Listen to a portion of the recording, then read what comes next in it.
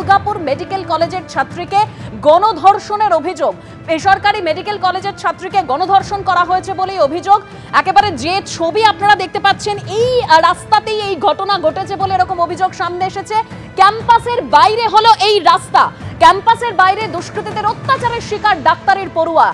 সহপাঠীর সঙ্গে খেয়ে ক্যাম্পাসে ফেরার সময় আটকায় 2 থেকে 3 জন দুষ্কৃতী। ঠিক কি ঘটেছিল, কি অভিযোগ সামনে এসেছে, বিস্তারিত জানবো সরাসরি আমাদের প্রতিনিধি মনোজ বন্দ্যোপাধ্যায় এই মুহূর্তে রয়েছেন আমাদের সঙ্গে। মনোজ, তোমাকে দেখাবো। দেখো, এই মুহূর্তে পুলিশের আধিকারিকরা, আসানসোল দুর্গাপুর কমিশনারেটের আধিকারিকরা ঠিক এক্ষুনি 2-3 মিনিট আগেই তারা ডিসি লেভেলের যারা অফিসার তারা কিন্তু ভেতরে ঢুকেছেন। তারাও কিন্তু কথা বলছেন, সেই নির্যাতিতার সাথে কথা বলছেন, কলেজ কর্তৃপক্ষের সাথে কথা বলছেন। তুমি দেখতে পাচ্ছ ভেতরে পুলিশের আধিকারিকরা ঘোরাঘুরি করছে। তোমাকে একবার দেখানোর চেষ্টাও করবো যে কলেজের ভেতরে পুলিশের আধিকারিকরা রয়েছেন। আমরা কিছুক্ষণ আগেই পুলিশের কাছে জানার চেষ্টা করেছিলাম যে এই ঘটনাতে এখনো পর্যন্ত কেউ গ্রেপ্তার হয়েছে কিনা। পুলিশ সূত্রে যেটা বলা হলো যে তদন্তের জাল অনেকটাই গুটিয়ে এনেছে আসানসোল দুর্গাপুর কমিশনারেটের পুলিশ আধিকারিকরা। এবং তোমাকে আগেই সকাল থেকে যেটা বলছিলাম যে সহপাঠীর সাথে ওই নির্যাতিতা ছাত্রী, যিনি 2য় বর্ষের ছাত্রী, যিনি বাইরে গেছিলেন, সেই যে সহপাঠী তাকেও কিন্তু জিজ্ঞাসাবাদ করা হয়েছে। তার কথায় কোনো অসঙ্গতি আছে কিনা সেটাও যেমন পুলিশ খতিয়ে দেখছে।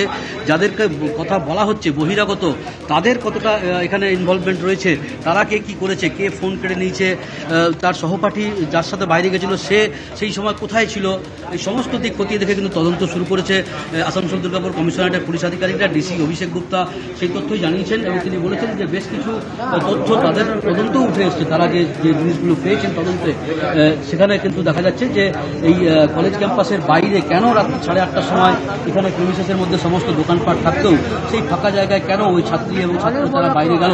কলেজ কর্তৃপক্ষ বলছে যে ক্যাম্পাসের মধ্যে যথেষ্ট নিরাপত্তা রয়েছে, তারা বাইরে চলে গেছিলেন, সেখানে তাদের পক্ষে জানা সম্ভব নয়। এই সব দিক খতিয়ে দেখে কিন্তু তদন্ত শুরু হয়েছে। পুলিশ আধিকারিকরা এখনো ভেতরে রয়েছেন, দফায় দফায় জিজ্ঞাসাবাদ চলছে। সব দিক খতিয়ে দেখে পুলিশ এখনো পর্যন্ত আমাদেরকে জানায়নি কেউ গ্রেপ্তার হয়েছে। মনোজ, ঠিক যে কথা তুমি বলছিলে, ইতিমধ্যেই পুলিশ পৌঁছেছে সেখানে এবং যে সহপাঠীর সঙ্গে ওই পড়ুয়া তিনি বাইরে বেরিয়েছিলেন তাকে জিজ্ঞাসাবাদ করা হচ্ছে। এখনো পর্যন্ত কোনো গ্রেপ্তারি কিন্তু সামনে আসেনি।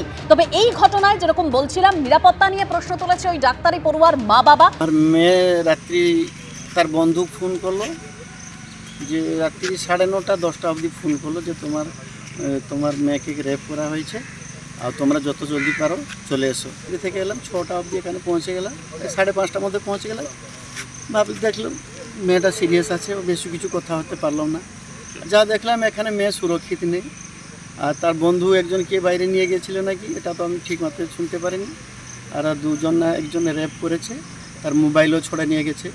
তো আমার কথা বলছে ওই ছেলেটা কিভাবে সিকিউরিটি গার্ড সামনে থাকতে থাকতে কিভাবে বাইরে গেল। চলে আমার মেয়েটা তো চালাক নয়, ও নিয়ে গেল। তারপরে 2 জন কি এলো, দেখি একজন রেপ করেছে আর 2 জন পালিয়ে গেল, ফের ঘুরে এলো, আর মোবাইলটা ছড়ে নিল, 200 টাকাও ছড়ে নিল। ওর কি মেয়ে বলছে যদি তুই আর কিছু যদি বলবি তোকে মেরে দিব, 3000 টাকা আমাকে দিবি, এইভাবে বলছে। কে বলেছে এটা? ছেলেটা সেই ছেলেটা। আমি যখন এলাম পুলিশ ইনভেস্টিগেশন করেছিল, বলবো আমার পুরো ভরসা রাখুন। কমপ্লেন করেছেন? হ্যাঁ, কমপ্লেন করেছি। ওরা বয়ান রেকর্ড করেছে আমার মেয়ের কাছে। তো ওরা যে আমরা ইনভেস্টিগেশন করবো, আমি দোষীদের জন্য কার্য অনুষ্ঠান করবো।